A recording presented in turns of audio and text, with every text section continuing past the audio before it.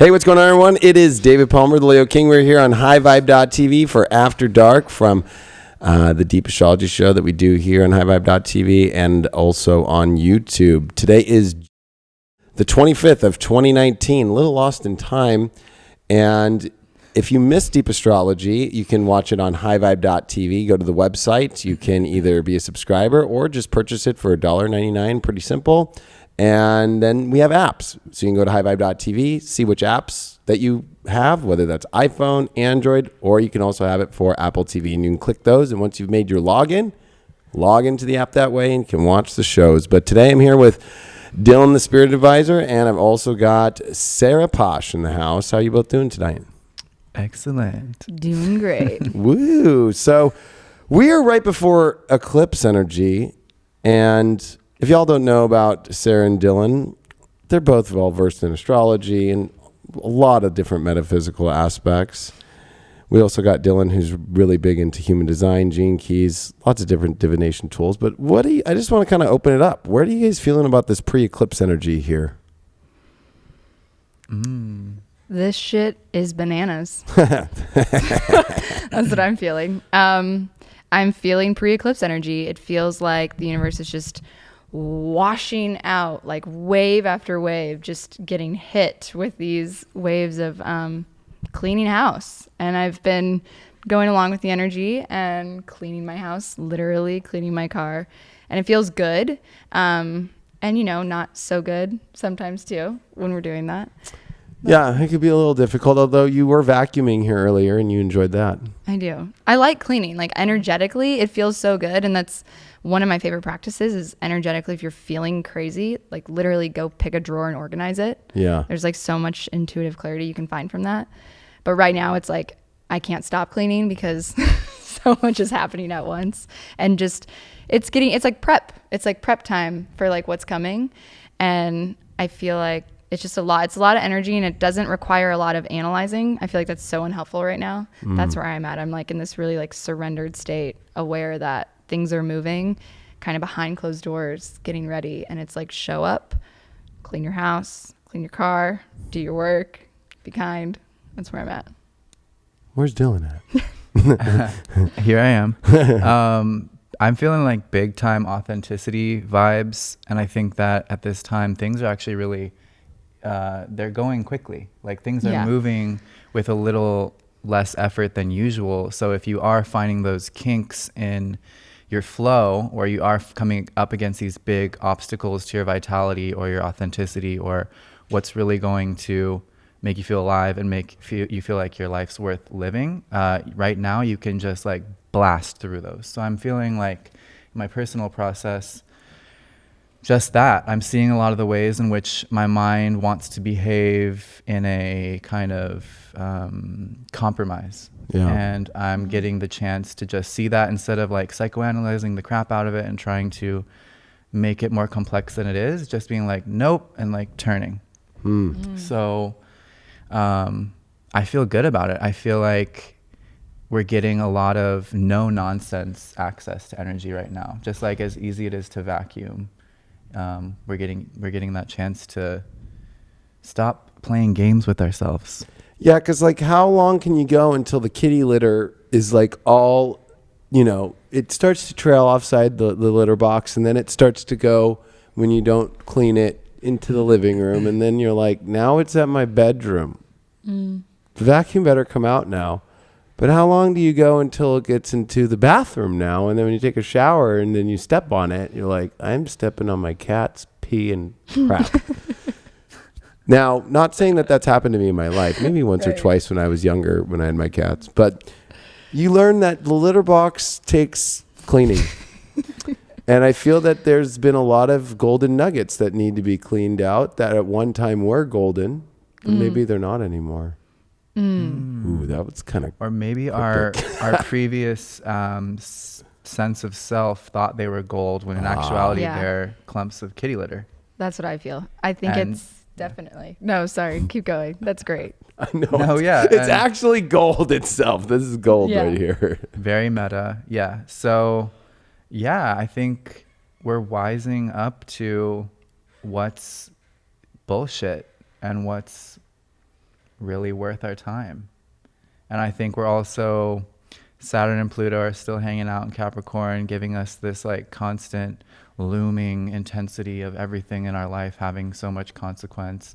And I think it's actually a good thing right now, because we've had this aspect for so long that we're kind of getting into maybe the habit, or we're getting used to being able to make big changes in our consciousness or our life as we see fit.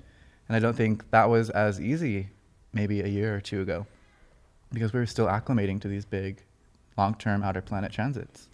Yeah, I like that you're bringing up a lot of this Cancer Capricorn, because now that we're really heavy in Cancer, I've been feeling like totally different, right? I've been like, oh, I can feel the Cancer. And actually it feels good when you really find it. You can find a lot of peace in Cancer, I feel. But there still is that Saturn Pluto, like you just talked about in Capricorn, that's still like, it's like, in order to maintain that really peaceful space, it's like, man, there's like this like knife, I feel like that's still there, which any Cancer has in their kitchen, to like make sure like, okay, I got to cut this end of the zucchini off and this end off and right, or whatever. Like there's this kind of element going on still, which it's not like Psycho at the Bates Motel or anything, but it can feel that way sometimes when you feel like you have to come up to a situation that at one time you thought was this golden, beautiful thing and have to go, I have to cut that out. And that's, I think, a scary vibe. Right, because that triggers our innate sense of self-preservation and the fight or flight reptilian brain that we're really working out very much so at this time in our evolution.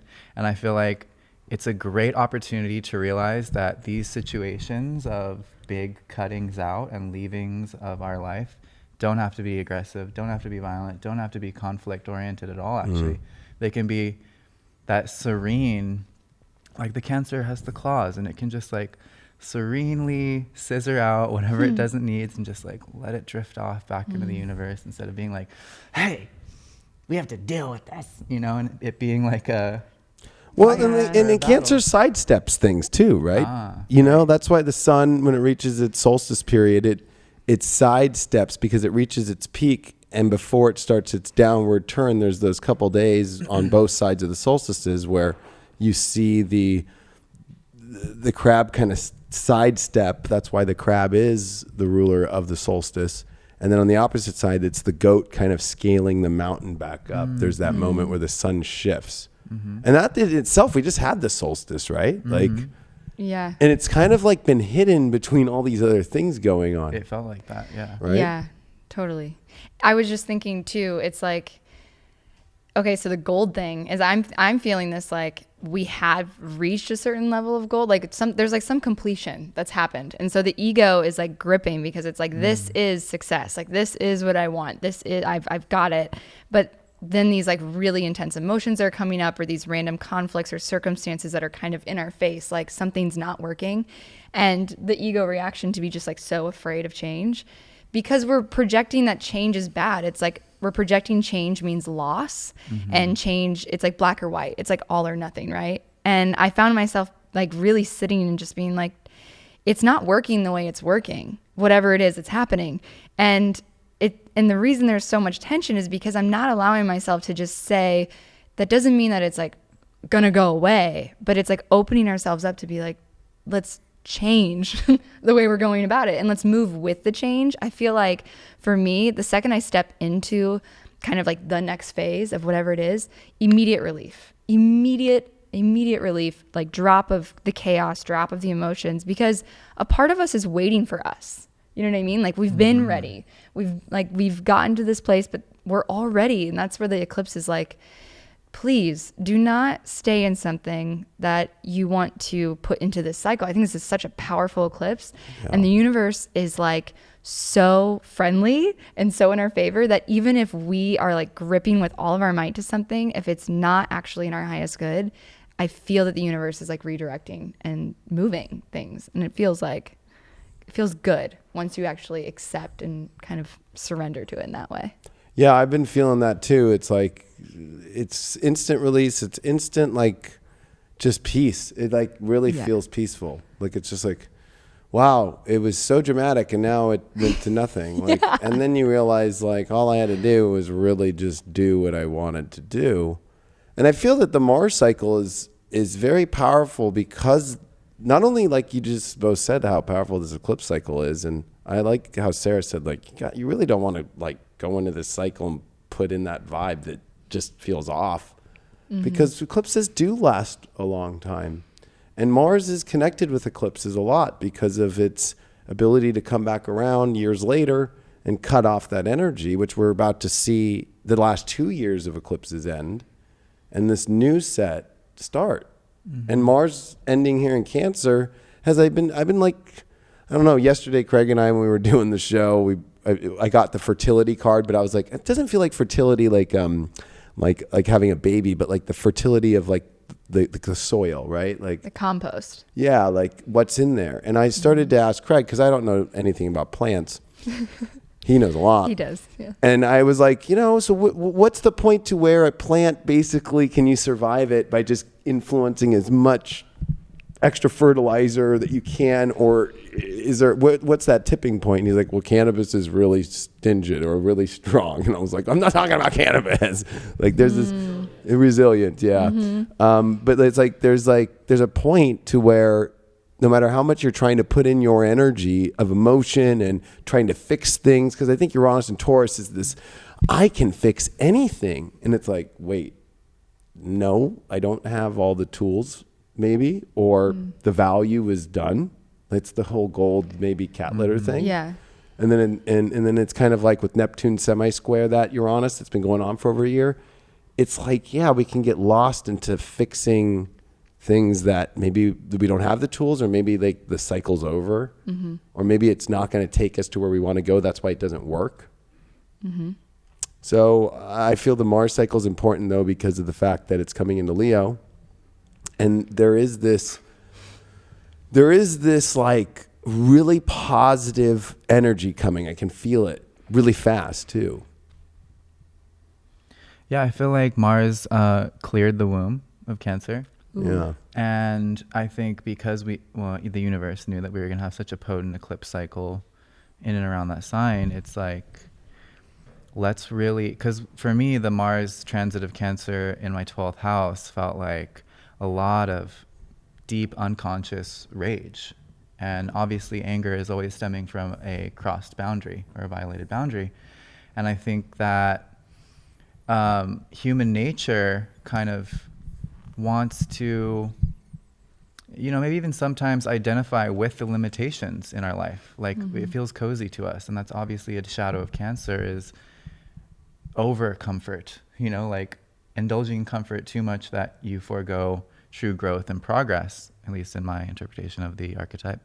And so I feel like we had all of these maybe triggers that have so become a part of us that we don't even notice that they're triggers anymore, that they're not supposed to be there.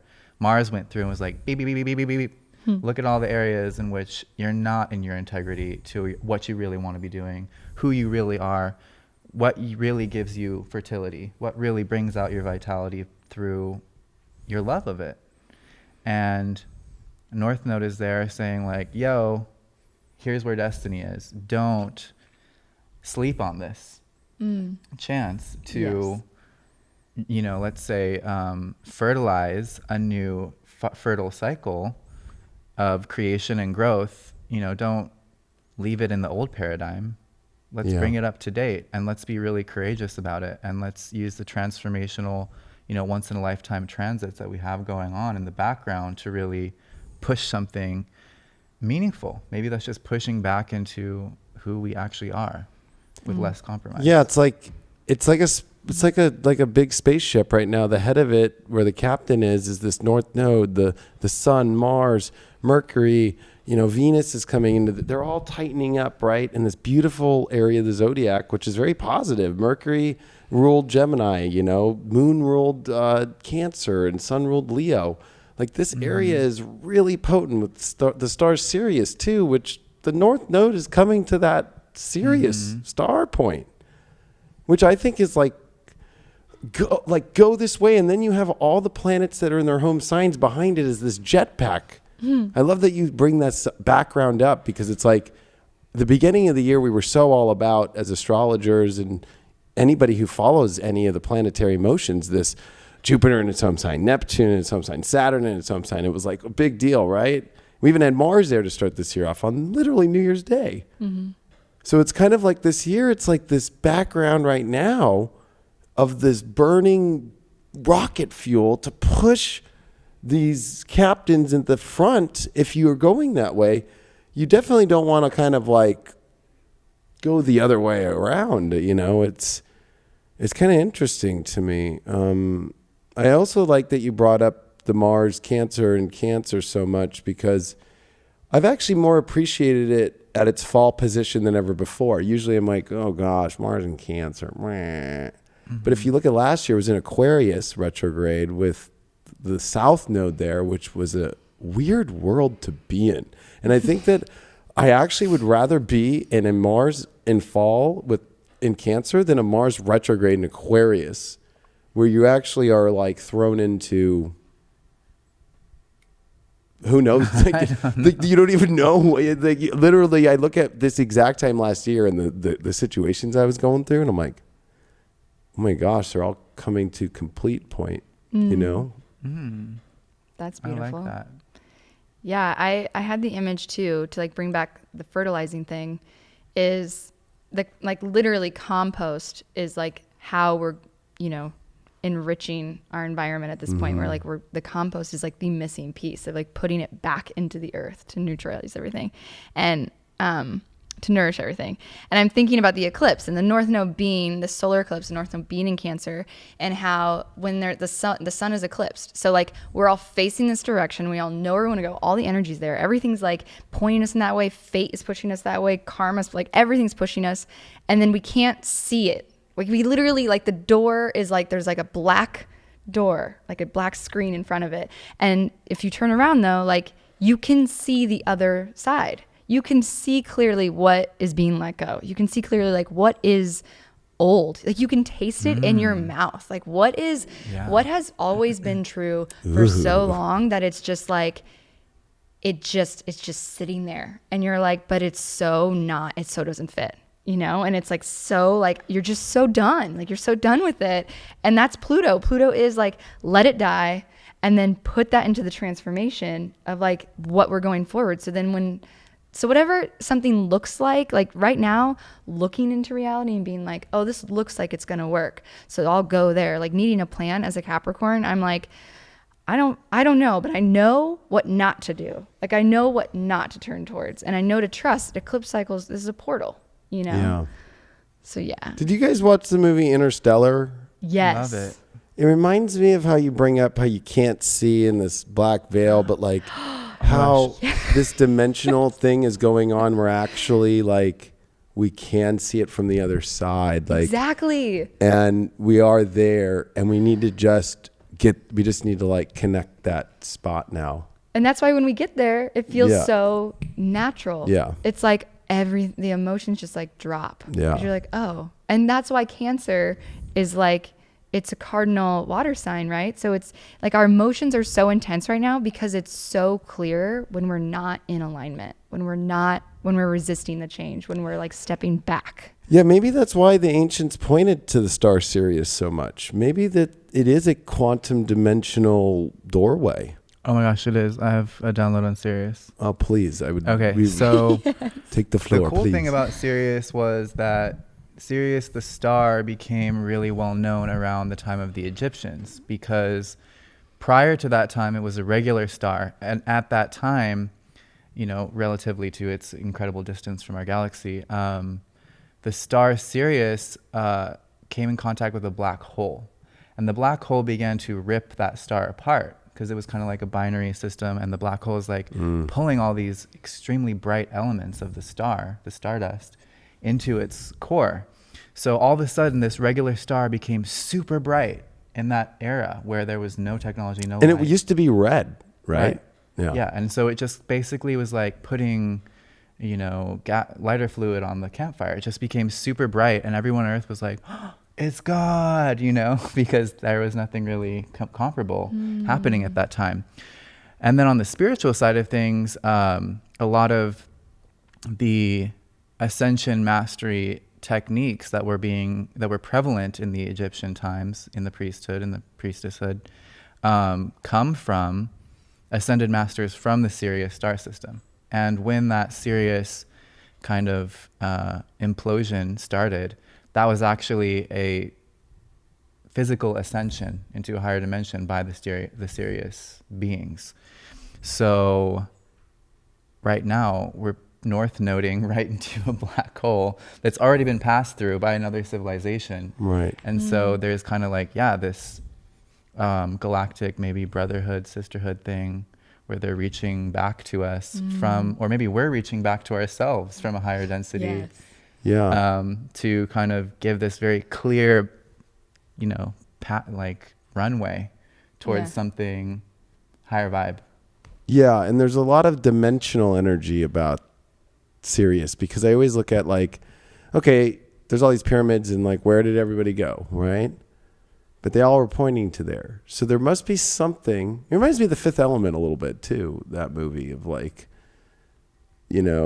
how they have to go into the pyramid at the end and there was the spaceship coming to destroy the earth or whatever, remember? And the woman, she's that fifth element, and they bring all the four elements together and they bring her up in the pyramid and shoot that beam up, and like there's this like weird beaming energy and dimensional of like, what if right now in another dimension, like the pyramids are popping, like everybody's at them and everybody's like they don't even know maybe that they left.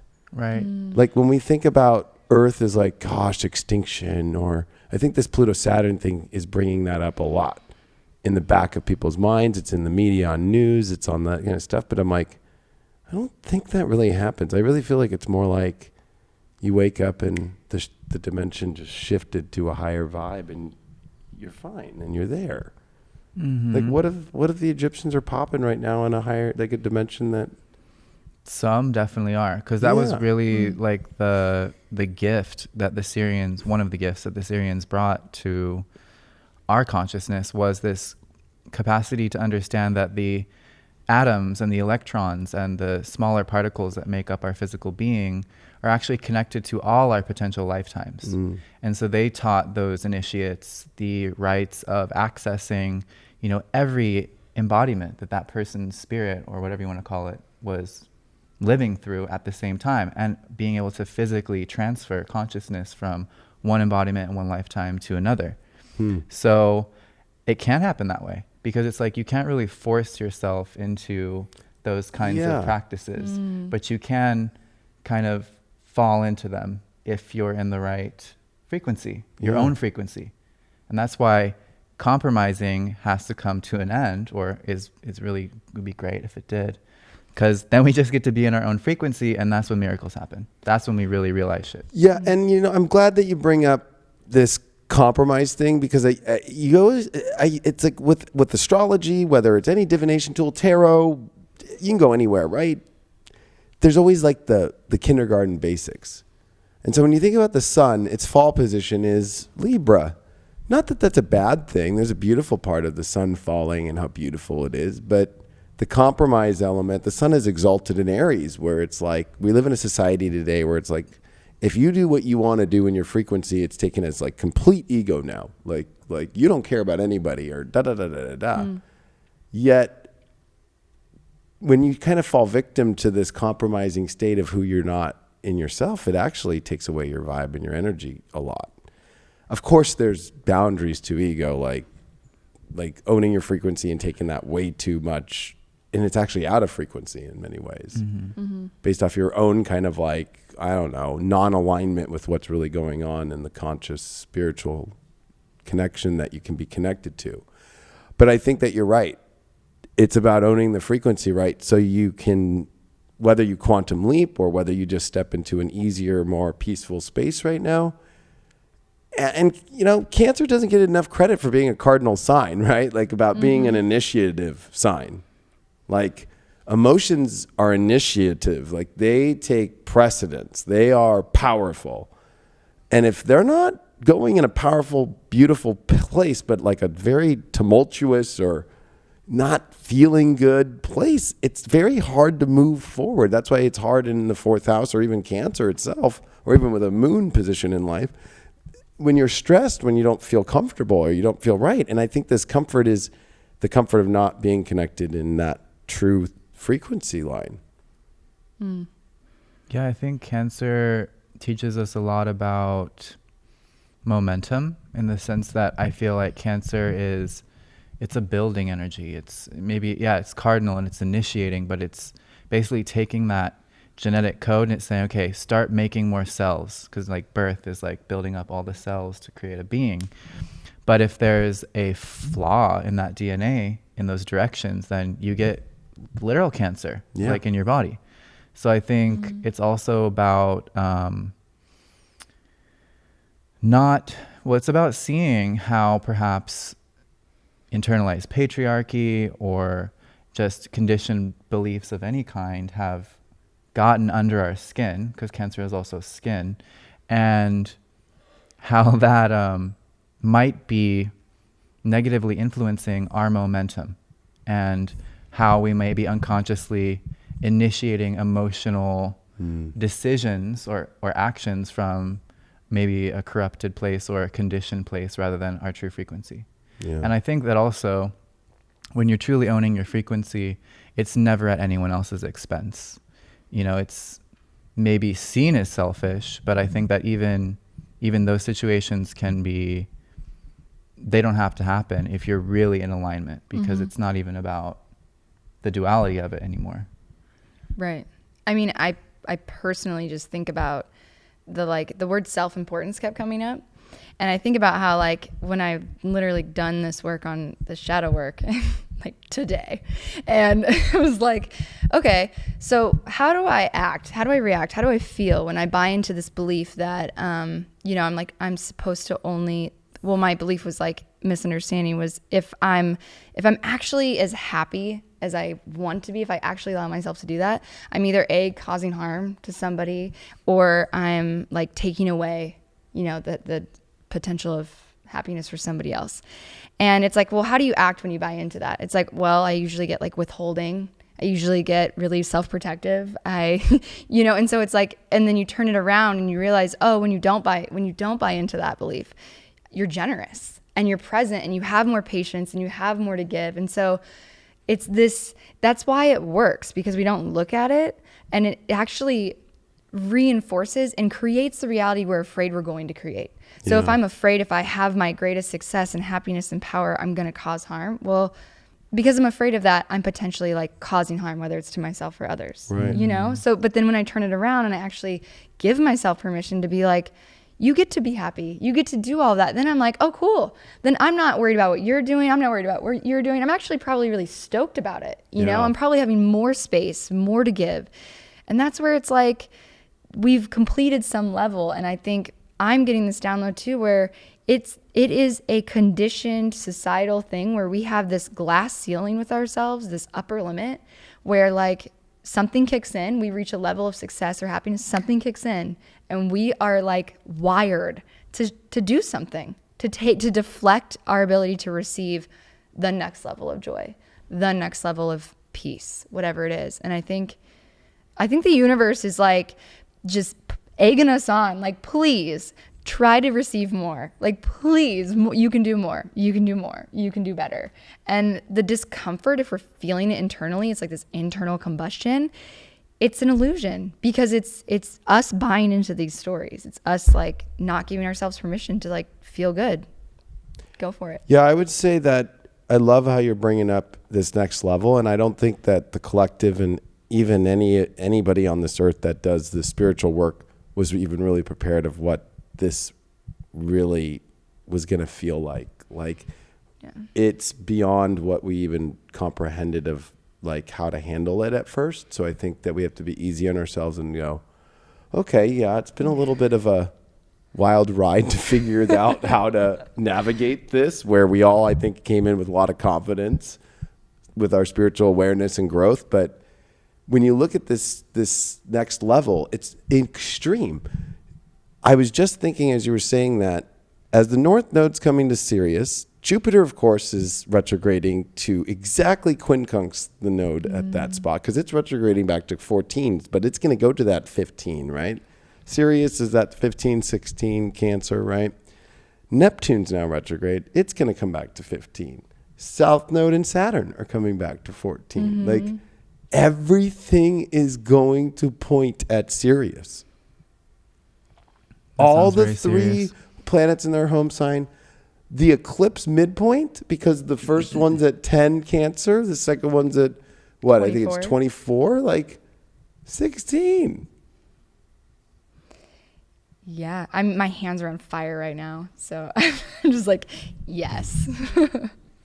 I do feel like even since the Sagittarius full moon, that there's just been a vibe in the New Age metaphysics community where I feel like the actual experience of our consciousness is outpacing our tools.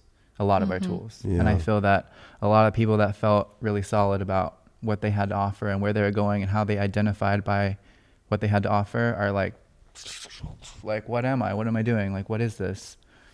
And I think that's great because it actually creates more opportunity for ingenuity and honesty and humanity, and not just like resting on the laurels of the stuff that we read in the 80s and have just been praying to the same archangel, hoping that everything will work out. Like, we're actually having to get more engaged in our own being. But I think at the same time, that's a graceful process. Like, it's not one of just, confusion and challenge, but rather we're finding the pleasure in being who we are more so. Yeah, I like that. It's like, it almost felt though at that confident point, like it was kind of like, well, yeah, what else is there? Is this it? Is this kind of what we're here to just do, is just like help people, wake people up or something? And it's like, no, rinse, actually, repeat. You're going to keep evolving yourself. Like, that's so funny. I think the whole sense of enlightenment is kind of a joke. Like, and that's an old theory, right? Like, maybe at that time when it was very slow going, and yeah, I think you probably could have reached moments of enlightenment. But I feel that these are like, there's an expansion moment here of next level. I love that term.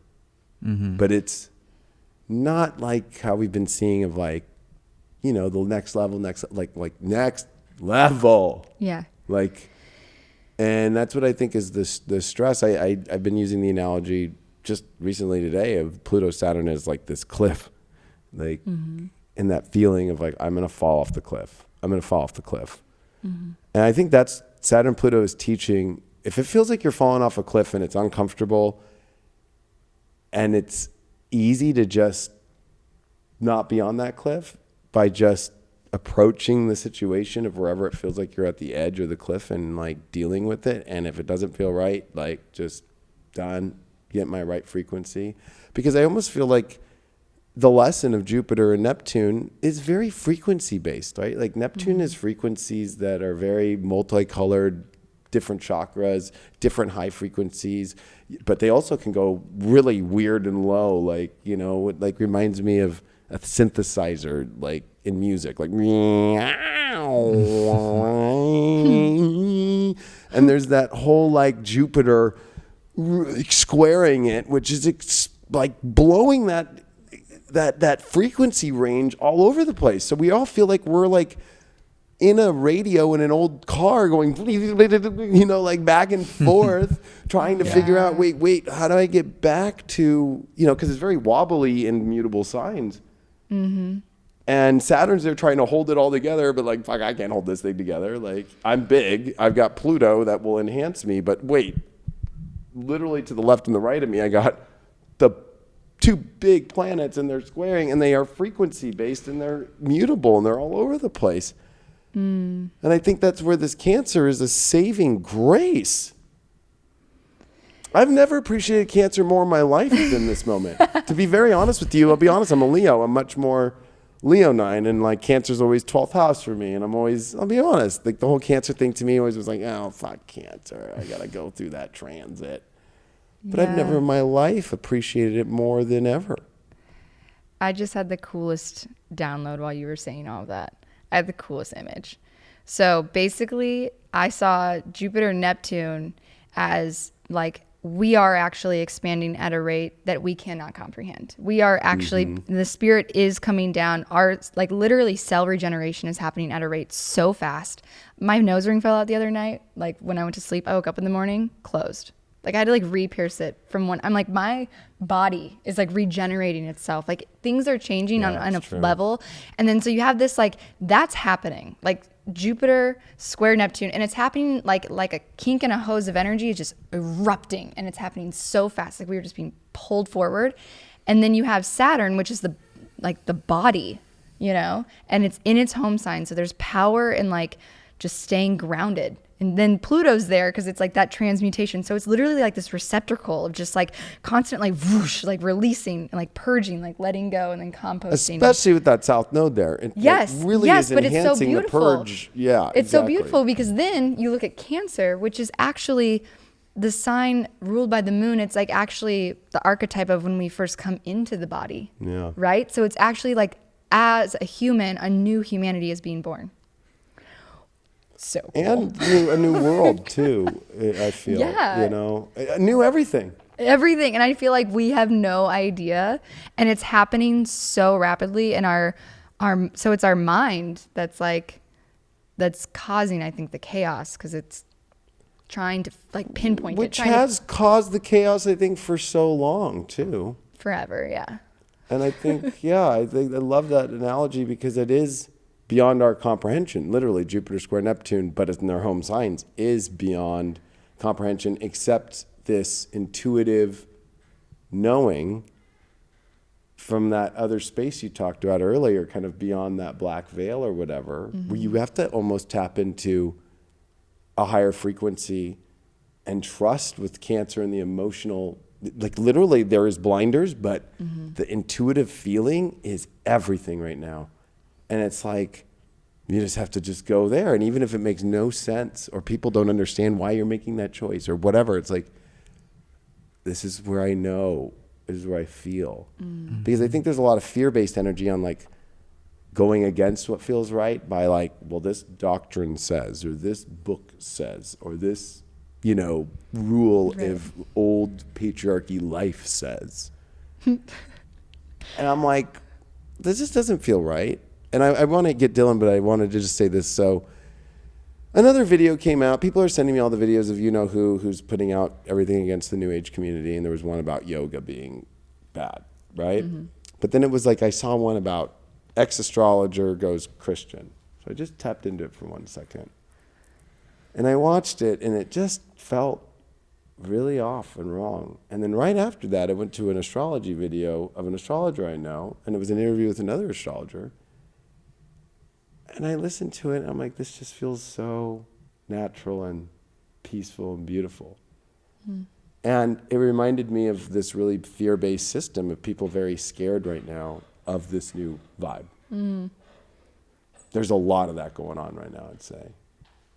And I think that every even light worker or spiritual person or everything is going through their own questions and doubts of like, did I make the right journey on the spiritual quest? Like, was I dumb, or am I, like, I think that comes up too with the whole beyond comprehension, but also looking deeply with Jupiter and researching through your own soul data and all of your own, whether that's past life, whether that's your lineage of frequency of other dimensions or where you come from with Sirius, it's all over. I think you're right. Bananas. Shit is bananas. It's like quiet bananas, though. It feels pretty calm, to me at least. But it's my ascendant. It's well, yeah. I mean, Mr. Cancer rising, but you're lucky because, and that's why actually Dylan walked in here, and the first thing I told him was like, "You're here to help ground the collective." That's what I said to you. Take a deep breath right now if you're listening to this. But I am serious, though. And I actually wanted to say this, and maybe this is the Cancer, but I just wanted to say how much I love both of you. That doing this show with you both and being connected with you this year has changed me in a lot of ways. That you both have really opened me up in ways I didn't even realize I could in my life. And having these conversations with you has just been like the most fun thing that I could ever do. And a lot of people don't know behind the scenes here of all the things we do. Like people are picking cards for each other. Dylan's doing human design. Like we're just like having a blast. Really, I'll look back at my life and I'll be like, man, I miss those times. So in the moment like this, I'm in appreciation of it. But I know that it's in alignment with the right frequency of myself, of a collective self, of a group self. I don't know. It just feels like right. Yeah. And that's what I pray and hope a lot of people can find around this time is a nice, gentle, self-loving, satisfying, just like cozy sense of what does make sense for them. Because I feel like with all this intensity we've been talking about leading up to the eclipse and how it's kind of a do or die maybe feeling in a lot of people's lives, I think it's also important to know that, yeah, if you do make that quantum leap, it's not always like you're just flying through wormholes. It can be just like between two breaths and you're there and you've got a new breath pattern and you're thinking different thoughts from a higher place and higher attitude and higher altitude. And I just know that that's possible right now too. Like I know that we can ease into a new, beautiful, more authentic life. I just really get that sense. And I think that with so much, specifically the North Node being a access point to intergalactic frequencies and that Sirius connection, it's almost like we're getting vacuumed or washed over with these high frequencies, which what do high frequencies do? They nullify and they entrain lower frequencies. So I think while on the mental plane, this can feel like a very do or die, just like aggressive, provocative, like last man standing, maybe hell. Kind of vibe. Yeah. Like hell. Yeah. Or the cliff. Or the cliff. Classic cliff, you know. But or it's like the end, like just doom. Right. Yeah. And like, it's like, well, you can be pushed off the cliff and then activating your higher frequency, you can then spread your wings and fly. It reminds me of being true crystalline form, right? Like how these crystals, like this monumentous, just, you know, it takes so long and it's very tumultuous. But once the crystal's formed, it's holding Always frequencies gonna be and that it's forever. sending frequencies forever. And it's peaceful. It's not like sitting there. It's literally just what frequencies coming in, or I'm taking this frequency in and I'm projecting that frequency out. It's like it's like we are as humans, I feel very crystalline form. And I remember hearing that term a long time ago when I got into this. And I guess you could say, I mean, I understood it, but I think it's like at a period like this now, you start to realize it even more, that we can really be these really powerful frequency redirectors, emitters, transforming frequencies from one vibe to another. Instead of it always just being like the same radio station coming in and the same radio station coming out. I think that's what's ending is like realizing how to shift frequencies. And I think that's what a true light worker is like really learning to crystalline that form and be these real life, like human crystalline spirit, souls, whatever you want to. I don't even know. Maybe there's going to be a whole new term for all of this, and that's how next level it all is. Yeah. I was going to say too, before I forget, because I think it's so good. When you were talking about Dylan being like the Cancer and the grounding, I was thinking he's a Pisces too, you know? Yeah. And so he lives as that prism or receptacle or that energetic like transmutator, transformer constantly, because that's who you are. Like you're constantly sensitive to the energy and that. And now everybody is kind of being awakened to this level of like sensitivity to energies. And so for a Pisces, it's like, yeah, like weird vibes. Yeah, I feel that weird vibe. But like either a Pisces hides, you know, in their 12th house, they hide from the world because it's too much, or they learn how to navigate. They learn how to swim with the current and go side to side. And Or it's like knowing when to connect or when not to. Right. But different than Aquarius, which is a little bit more like, well, that makes no sense, or I don't see some sort of help there or whatever. Like Dylan is the wizard that just shows up when you need it, when the energy is there. Yes. And that's what's beautiful about him, because it's like, if it's not necessary at the moment, like Dylan was like, how you doing? Like, bye. Yeah. And I love that about him, because like, I'm like, oh, that means I'm okay. But then other people will be like, is that guy okay? Like, he just walked by me. I'm like, oh, that means you're good. Trust me. Yeah. That's funny. Interesting reflection. That's awesome. That's so true. It is, isn't it? So true. It's I'm like, so shit. true. But I think that in our life too is how we need to start to navigate these things. Like, if it's working and it feels good and it's everything, it will have zero. It'll just be like, it's operating. Yeah. The frequency's operating fine. Right. But if the frequency's starting to get all static and starting to get all like weird, it's like, okay, yeah, this is where I need to kind of point the dish. The reception is really bad.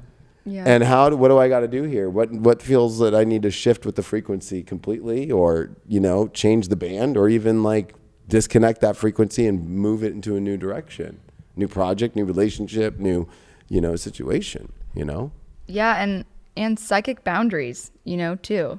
It's like also, you don't have to allow every frequency in. So it's also like staying in your lane, like get your head out of the energy's ass that you're really not enjoying. Like I can see that as like a deflection of my own ego sometimes, of just like a hyper awareness of our environment and over analyzing something. It's like, if it doesn't feel good, take your energy back, like call your spirit back literally and redirect it to something that feels better. Yeah. Yeah. We're so many layers as beings. And I feel like now is a really good time to really take account of all the layers. And if that means putting everything down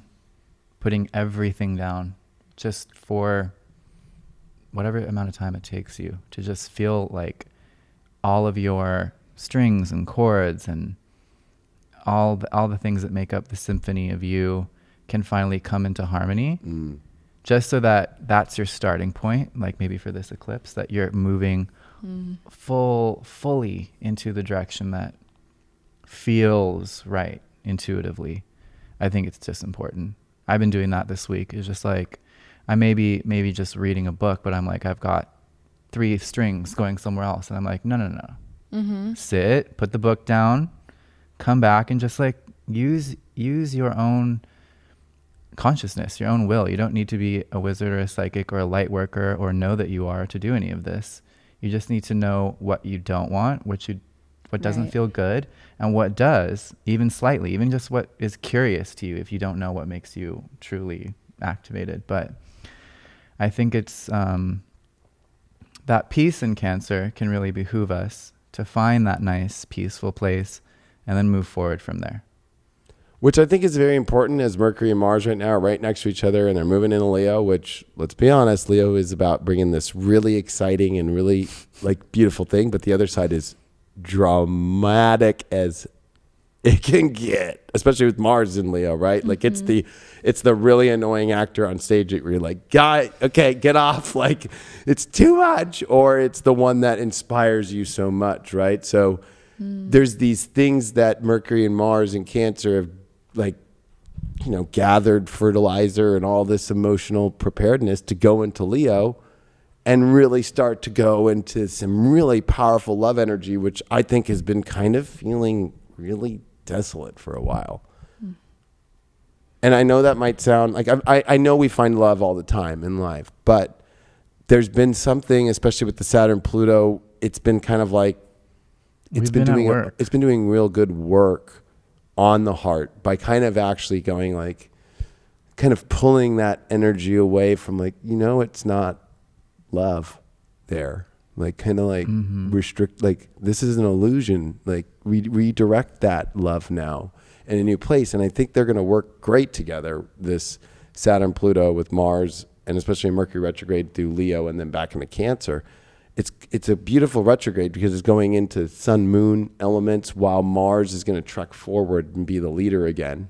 And Mars is going to be leading in Leo with the heart. Like there's this summer or winter, I never forget about the Australians and South Americans and all that, and the Africans too, that there is this beautiful forward love that's leading the way through these eclipses. And it's like, but also if you really don't do this work now, it also could be the most dramatic situations that you'll ever encounter in your life because you chose not to deal with them. And Mars and Leo will be the angry tyrant king that's like, my kingdom is just you get the whole royal court is and then it's like, it's a little bit like Daenerys in Game of Thrones on the dragon, like she's just gonna go destroy it all at one point. And it's like, what? Like that was very preset as far as kind of what's coming for people who don't do the work. Right. Like they're gonna want to destroy it gnarly. So if our heart's not in the right place before we get that Mars-Mercury action, we might be empowering a journey that just falls apart at the seams and is not pleasant and creates perhaps a tyrant out of you. And we all have it in us. Leos are not.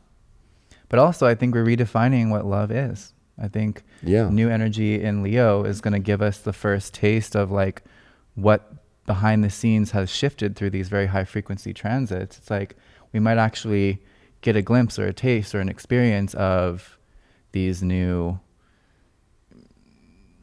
frontiers of what love is for beings in consciousness. Especially because Jupiter's in Sag, so we're going to get a Mars-Jupiter trine on July 23rd on my birthday. That's a good one to have. Yeah, but what's interesting is how Sarah at the beginning had brought up there was this kind of bad taste, like energy, right? Like I thought of like it would be like if there was like liver gum, liver and onions gum. Like it kind of is like that's like this Saturn Pluto thing, and then here comes this new taste talk through Dylan of the Leo stuff. It's kind of like, this gum's bad. Let me get this stuff's good. This is sweet, but I don't even know what the flavor is. I'm gonna go frontier and define what that flavor is through a new portion of love, through a new experience. It's high-tech gum that changes based it's on the your Willy body Wonka stuff. chemistry. Remember his everlasting gobstopper, basically gum edition. Yeah. Yeah, and I think it's also a gift that Mercury's retrograding here. And I think piggybacking on what you were saying earlier about the like emitting your frequency and how if you really like choose to follow your frequency and be in alignment with yourself, and how sometimes people say like you shouldn't do that.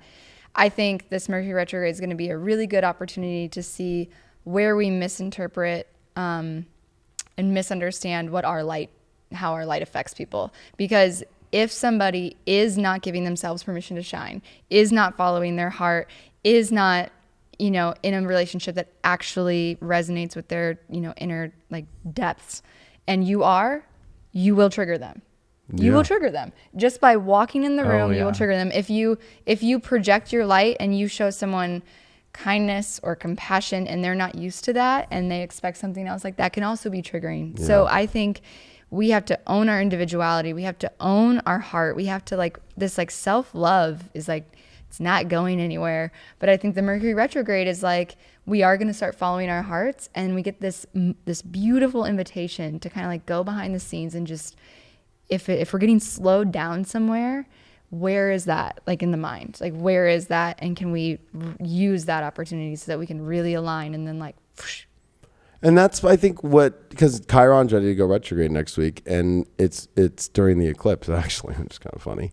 But it's this is that Chiron Aries work, I think, too, of the shattered ego and the, instead of feeling victimized about it, but by being healed and humbled through kind of thank God I'm shattering that identification of how I thought it was going to be.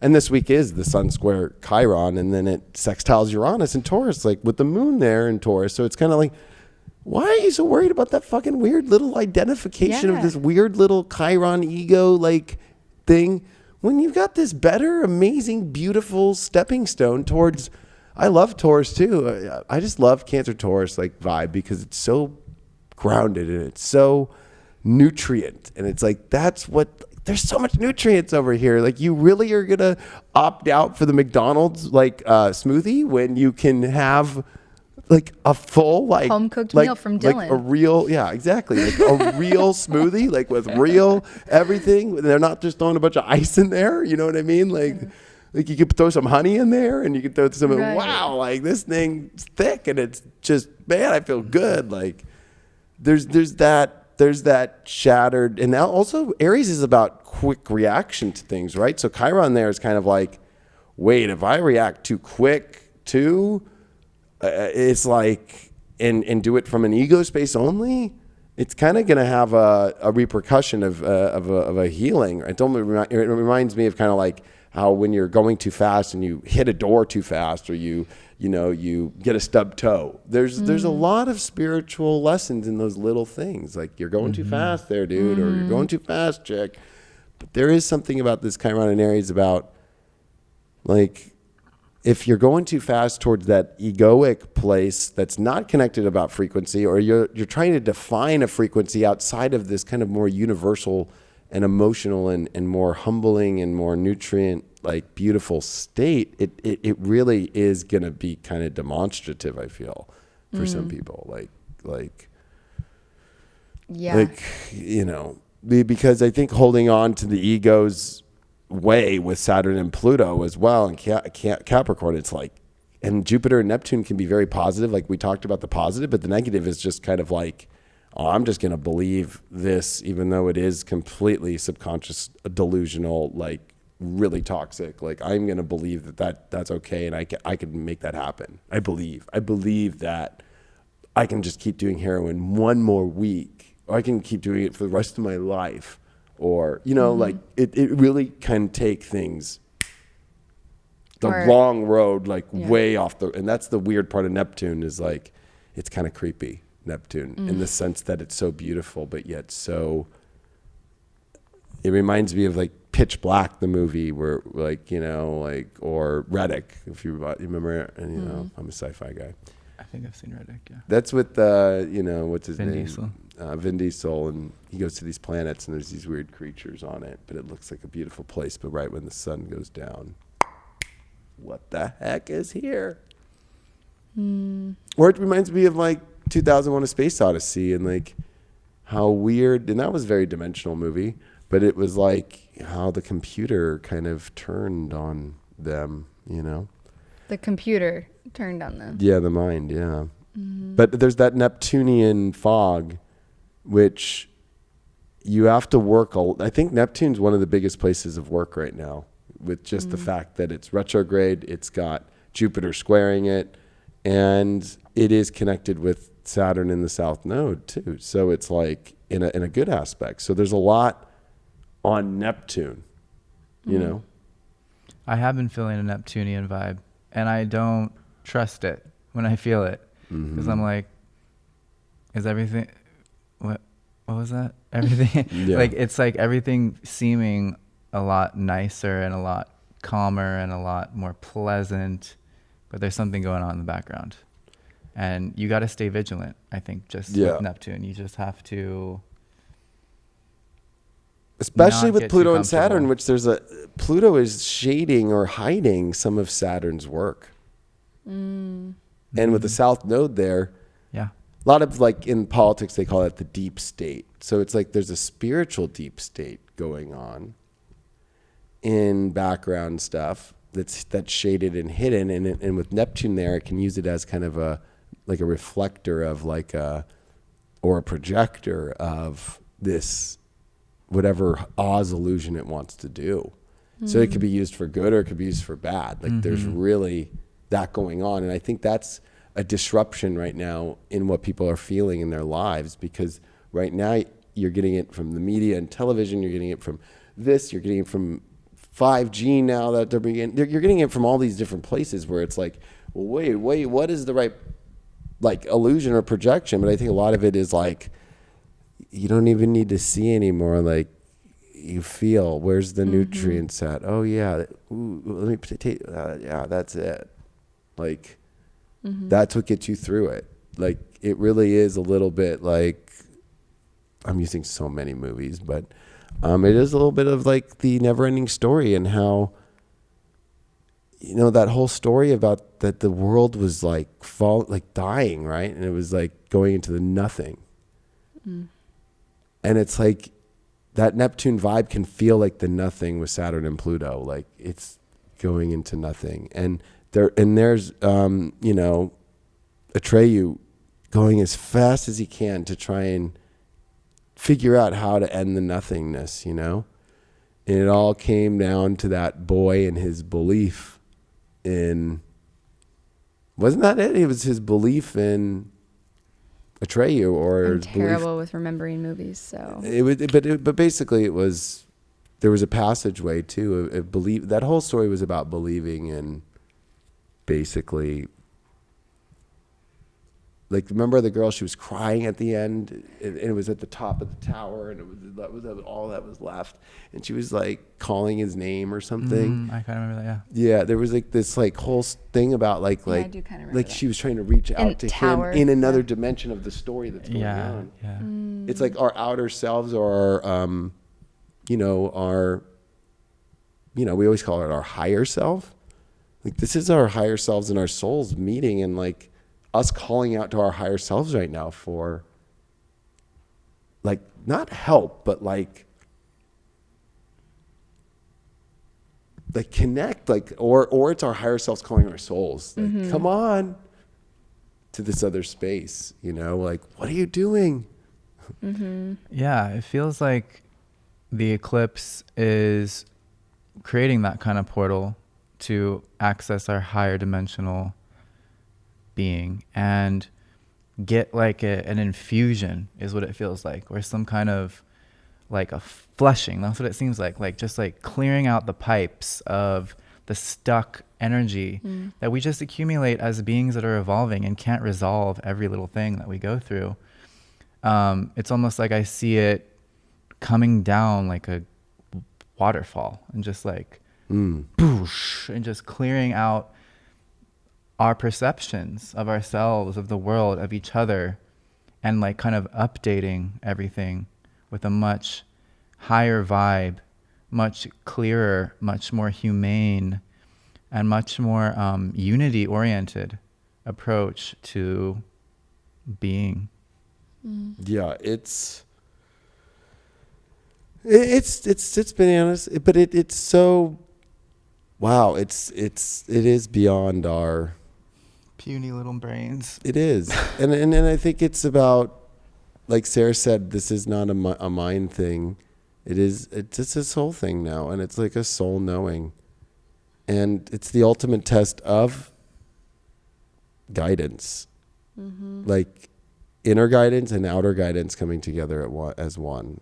And I think this is the beginning of the Aquarian thing, because next year, when the eclipses start, or the 6 months from this time, we all know it's going to be the kind of end point, right? Like that's like the 0 point of, okay, yeah, kaboom, right? So that's why you kind of want to align really good now to be in a place, because even though no matter how good you're going to feel from this and go in the right direction, nobody's going to be not feeling the earthquake, I guess you could say, right? So like, it's kind of like when the earthquake hits, it's like, okay, at least I'm in my inner guidance. I know how to do this, and let me go to this. It's going to be simple. It'll be like, okay, let me just go into this doorway, and where other people are going to be like freaking out. Right. Oh my God. You know? And I think that's the distinction and the stratification that's happening. And what the Aquarian age brings is we're going to all realize there is no outer guidance anymore. It's crumbling before our eyes. There is no authority to depend on outside of ourselves. So it becomes essential that we are connected to that inner guidance. And now these astrological events are poking us to be like, that inner guidance you have, you better start using it, because you're going to need it in a couple of years. Yeah. Like, need it. Well, I think this is the end of Saturn's reign, because let's just take history, and let's take the time with Saturn on the South Node and with Pluto conjunction, is that Uranus is found in the 1700s, but they're like, okay, they find Neptune in the 1800s, 1848, and then here comes Pluto in 1930. But we didn't get pictures of all this stuff like out there till the Voyager missions. And then just in 2018, Voyager 2 left and got the pictures of Pluto that we all had been waiting for. So now that they're in this interstellar space, they left the heliostop, which is the space between the heliosphere, which is our bubble in our solar system, and the interstellar space. Saturn now is like, they fucking know there's more out there besides me, you know? Like, I can't control the motherfucker anymore, because all the way up until that point, which was 2018, which ironically enough, that Mars retrograde in Aquarius, which is exactly a year from like today, right? Really was this, here it all is, in a weird way. And I love that you're bringing up this Aquarian age of this new guidance system being changed, because Saturn does come into Aquarius in 2020, and then so does Jupiter.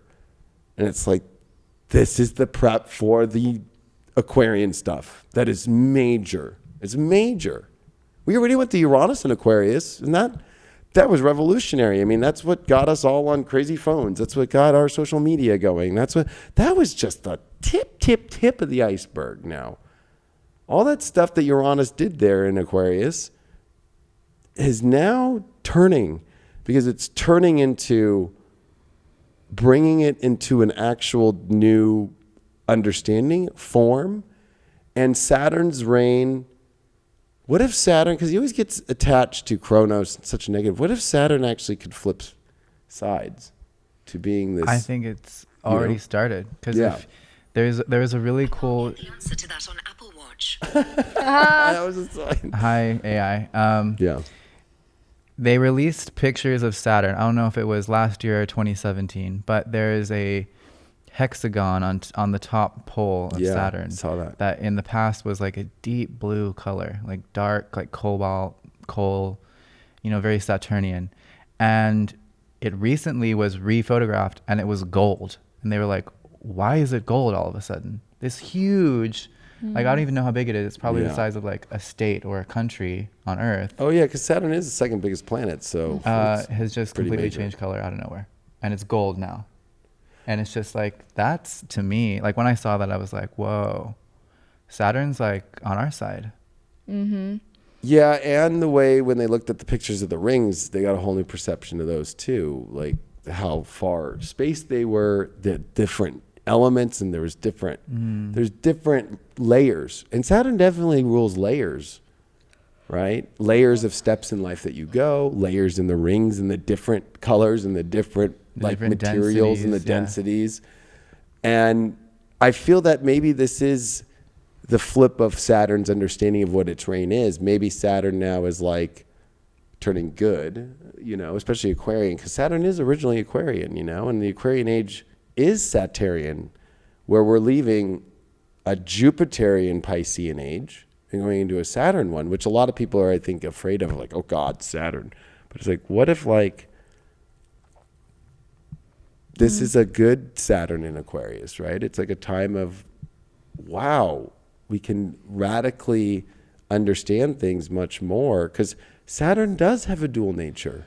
Yeah, I think that we're in the process of redefining Saturn, and it is totally connected to the cycles and being connected to the compost, being connected to this.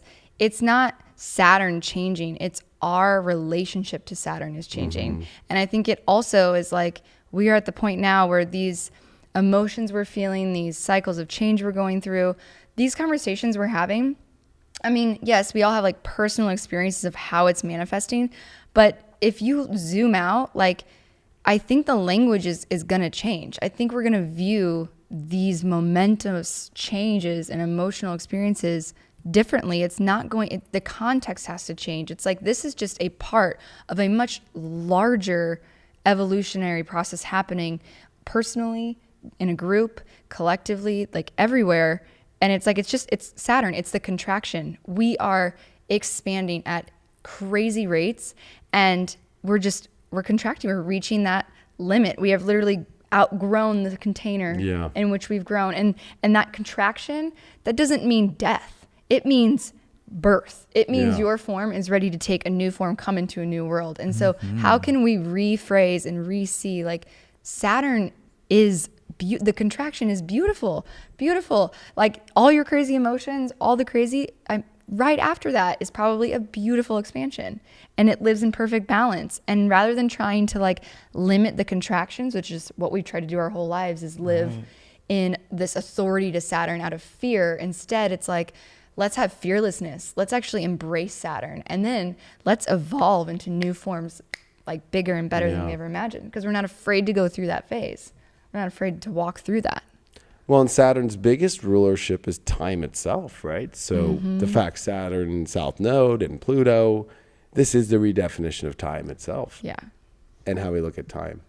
And I love that you bring up the container, that the time system we're on has reached its peak too, that people have to start opening up to nonlinear time. Like a lot of us, especially because we're all astrologers and you do human design, like nonlinear time is kind of our time system we're on, you know, because we're just like doing time in our head. Like we're looking in advanced places and already placing positions that aren't actually already on the dial now. Like, if that makes sense. Whereas everybody is used to just being like, well, it's like 9:51 right now. And they'll only think as far as whatever is on this calendar system and time system. That's it. Like, that's it. There's nobody looking way other time systems. Like, and that is where I think that change also comes as well. Like, because Saturn is like probably lived its experience of like, I got to own time and have everybody on it. But I think because Uranus is the father of Kronos, of Saturn, right? Like of this whole, that's why there's this other Aquarian part with Saturn of like, come on, kid, like, you don't need to like control it that much, you know, like there is higher realms to go to. That's what Uranus was. So Saturn in Aquarius is higher realms because it's still dealing with steps and it's still dealing with containers, but it's almost the breaking free of a container to get to a new container that actually is much more wide ranged and much more ethereal and much more higher dimensional. And so having Uranus been found is just the kind of, I think, more of the subconscious element within ourselves of breaking free of a lot of those systems and energies. But it's still Saturn in Aquarius's job as the originator of Saturn to be the breaker of that time system, those old ways that you just described and all that. Like, that's what it really is. And to have Jupiter and Saturn meet up, which, by the way, none of us have seen in our lives because Jupiter and Saturn have been meeting up in Earth signs for hundreds of years. So the fact that it's happening at 0 Aquarius is pretty monumental and pretty revolutionary, to be honest with you. That's so dope. I'm like getting so fired up and excited. I'm like so stoked for it. I'm like, sweet. So we're going to like write completely new paradigm contracts in our consciousness, right? Like, it's like, yes. And we're going to actually, Saturn's going to come through and make this new reality real. Like, it is going to be just, I'm just stoked. I'm like, I know. And I'm going to be very honest. I really feel deeply, as we all agree, that we feel like it's beyond our comprehension, a lot of this stuff. But when I really tap in, I'm like, something major is changing in this reality that really, it won't be the way that we think. It's not going to be like, okay, like how we've thought of it always before at all. Like, I really believe in this whole dimensional shift thing more than ever. But not in the way, like you said, the 80s way of looking at it, like 3D, 4D, 5. Like, I'm so sick of hearing it that way.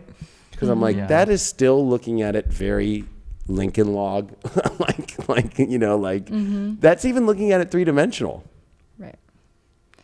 That this is not three-dimensional. It's very, there are time system out there that I think everybody's so like about disclosure as far as like aliens in a spaceship and trying to find like a green person or whatever. I'm like, no. What you're going to find is this whole other dimensional time, like non-linear time warping ability and reality system that is a breaking free and going kind of really what true free will really is to be able to break free of Saturn's reign and break yourself free of time and karma, which we call, right? Which is like this, right? Well, I think there's something to be said for respecting the limitations that you've been I given agree. as well. Because if the baby didn't respect the womb for the full 9 months, then Yeah. it wouldn't come out right. Yeah, it can't be just So- all. Right. So I think, yeah, it's like it'll be exactly what we need. It will, and it will have responsibility with it too. Exactly. Big And time. what Yeah. we Like can that work will with. never It's the go gift away. of Saturn. That's the gift that's with great power comes great responsibility.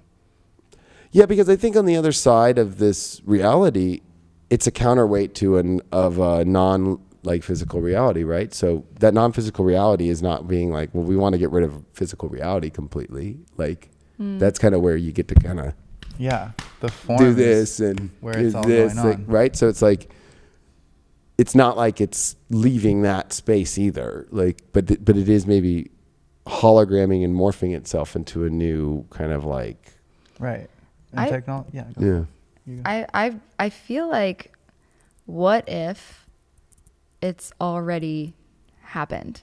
What if it's already, like, we're already there, and what's happening now is little by little people are just transitioning into the now, into like that clarity of that new dimensional reality, and at the same time there's a huge detoxing happening. There's a huge and collectively, I mean, and that's where our will is free in this new dimension. Yeah. But then this Saturn Pluto South node is like, if you cut off your connection to humanity because you let the ego drive you in this new reality, you go away from that Cancer North node, you'll be right back in it.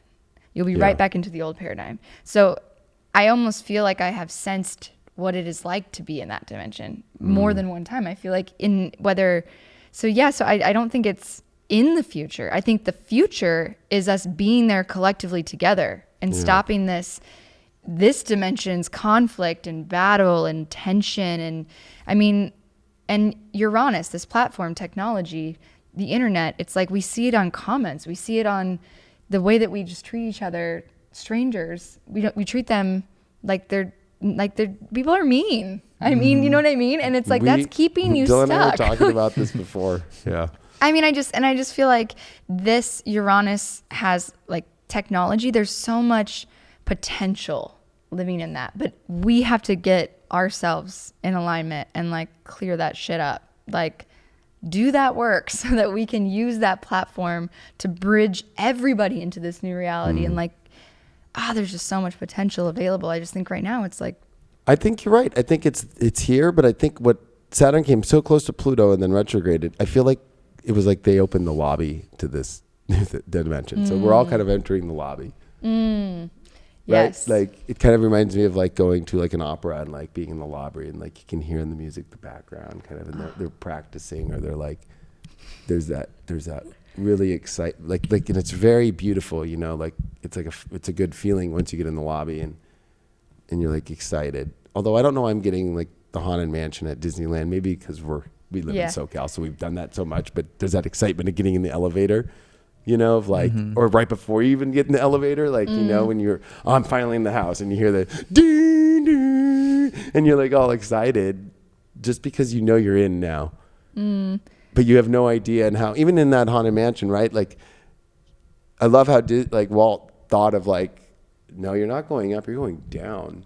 yeah. But then like how he stretched out it all and That the was pictures, and he fucked with people's idea of reality and took actually people down, made them look up, you know, scares them with that whole thing. Yeah. But then whoa, I'm going in here now. Like there is a weird lobby here of how these dimensional shifts are going.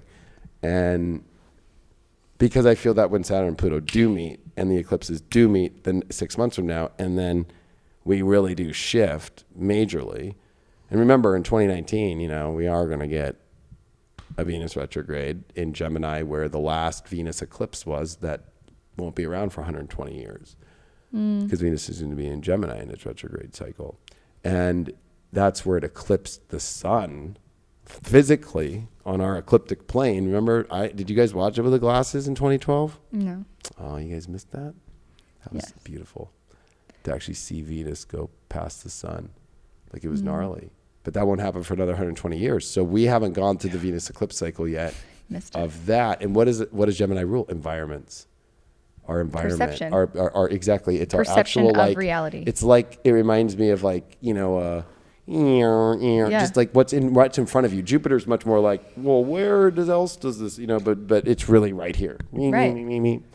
So, and then Mars is getting ready for it's retrograde because it's every 2 years, and in 2020 it's going retrograde. So Squaring the in Saturn, Aries Pluto. too, in its own sign.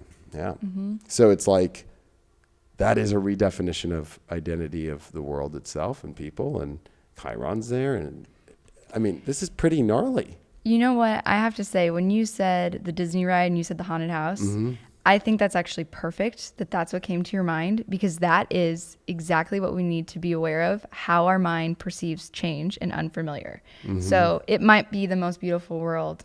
It might be, and it reminded me of, like, if you've ever done a psychedelic, Right. a lot of times people who don't have good trips or bad experiences because they're so gripped in their mind, they're holding on so hard. But when you finally let go, it's just love. Yeah. It's just beautiful. And I feel like, it's all perception, all of it. Yeah, it all is. Disney was a master of that too. Although, there's also other sides that people like to say are really dark about his work and stuff. But there's creativity in there's the dark. Yeah. But He probably had Neptune strong influence in his chart, the creepy side, as well as the beauty. The 12th house, strong 12th house. well, I mean, he also got during World War II, the government came in and said, "You're going to make movies for propaganda for us." Like, they came into his studios, and literally he had to produce all of the propaganda videos to join like the army, and the whole like Uncle Sam, like all those videos, and all of that was all done at Walt Disney Studios with the heads of the Pentagon.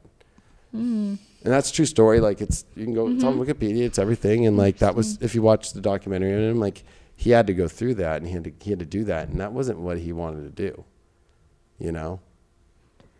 And so, like, I feel like there's a lot of like this whole thing about Illuminati and people running the earth and stuff. And they look at like somebody like Walt Disney and go, oh, well, he's got Club 33, at Disneyland, which a lot of people, I don't know if you know, but at Disneyland, there's Club 33 above where the Pirates of the Caribbean are, which is like a exclusive club where it's like $25,000 to join.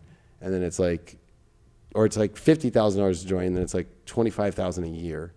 And there's a limited amount of people allowed in it. And it's Club 33 degrees in the Masons, because he was a Mason. And it's still at Disneyland, and you can be part of it right now. And it's like only exclusive, and you get to eat up there, and it's like its own club. And it's in Disneyland, and it's literally like above, like where Pirates of the Caribbean is on New Orleans Street. But I feel it like this whole idea of Illuminati and stuff, I've been accused of being part of Illuminati. It's like, I think that whole paradigm too is shifting. Like, Illuminati cares? originally. I know. I'm like, I don't even know. Saying is like, I don't know what that is. well, the original Illuminati. I'm just like, Craig and I have Life Path 33, so I think we could just. Oh. Craig, you want to go there? Probably get in. 33? Probably get in.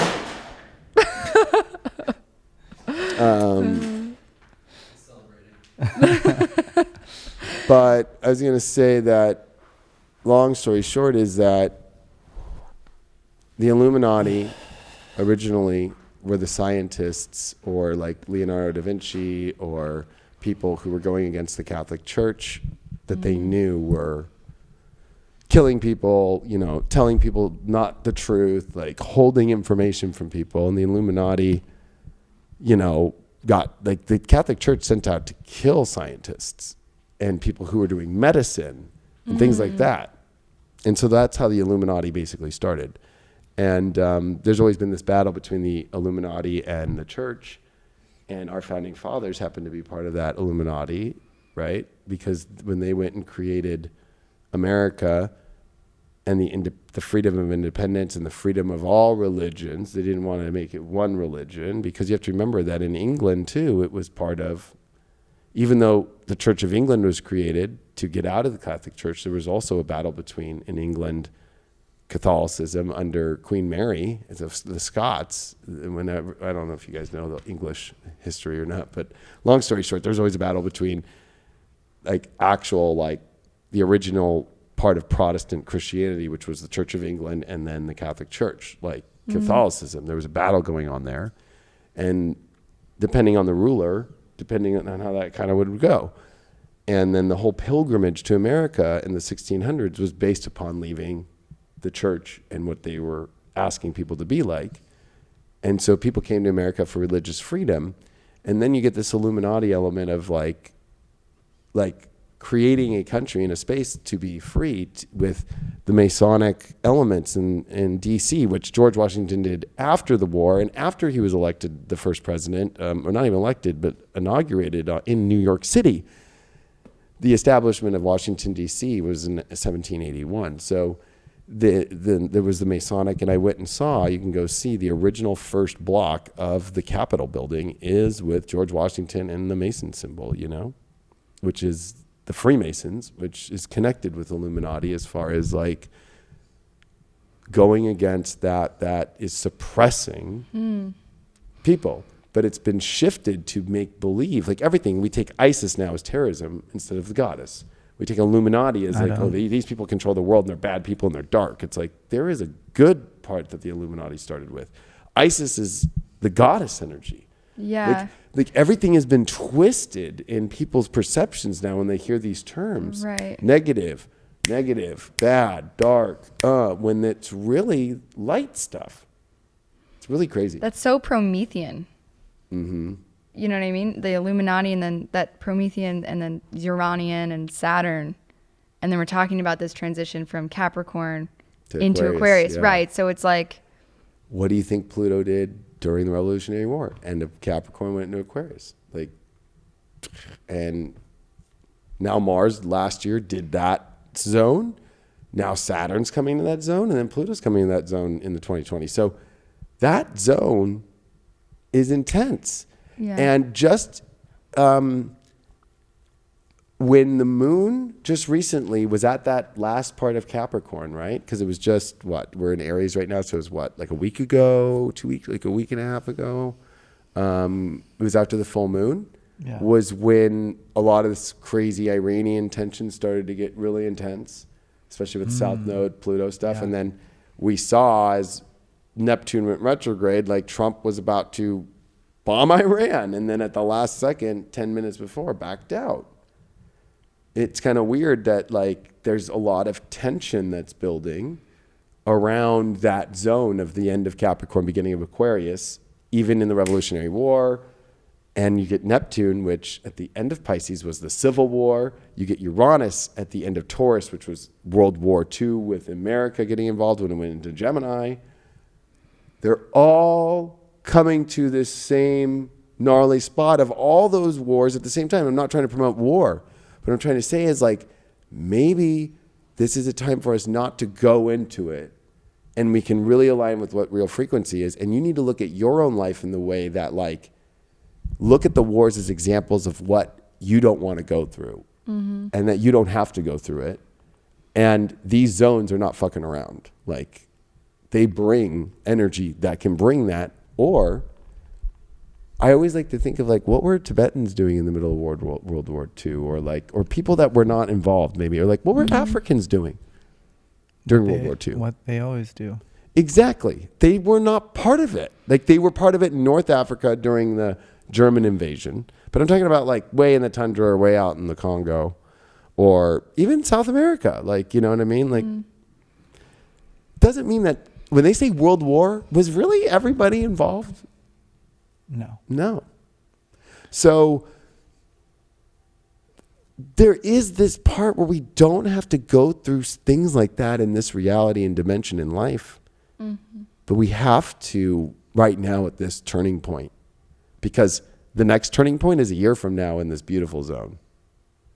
It's a year from now. It's not like it's, you know, this is it. Like this month and the next month and a half, and with Mars and Leo, where it gets trines to Jupiter, that's it, folks. Like, like next year, you know, Mars will be trining Jupiter in Taurus, and I don't even know if it gets there because we just had it, so it won't.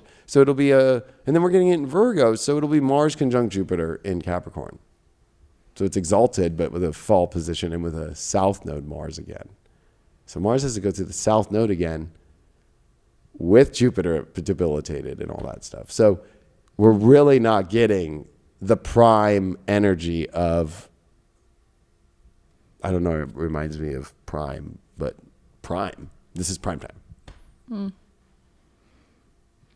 So yeah, it's just the old systems aren't working. It's also like maybe so I also believe like everything's happening in our favor and in perfect alignment, right? So like what's the gift in all of that? What's the gift in Mars, South Node, Jupiter, Capricorn, right after we had Saturn, right after the Saturn Pluto? It's like, well, the gift is that maybe we won't have like that power to do things in a way that is so destructive, that is so old paradigm, that is so like separating in terms of the systems and the people. And yeah, maybe it will have to be different. Maybe we will have to, because there's like nuclear, there's too much at stake to play those games. You know, this isn't 1950s, 1930s, Right. 1600s. It is too advanced. We'll wipe out the whole thing.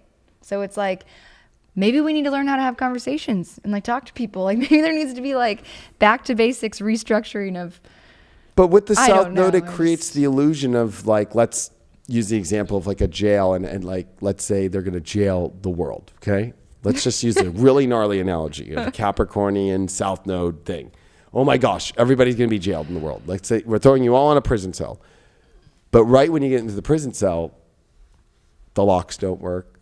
The guards don't show up. And Right. the whole time you're afraid, like, because it will present itself looking so dark, so bad, but it really is not. So technically it will look like the end of the world, but it will not be. That's the truth. Just the world maybe. Especially with Jupiter South Node in Capricorn. Like, it will be the greatest belief illusion ever of, oh my God, yeah, it looks like they built it. Like, oh my God, it looks like they built this Death Star. It's coming. The Death Star is coming.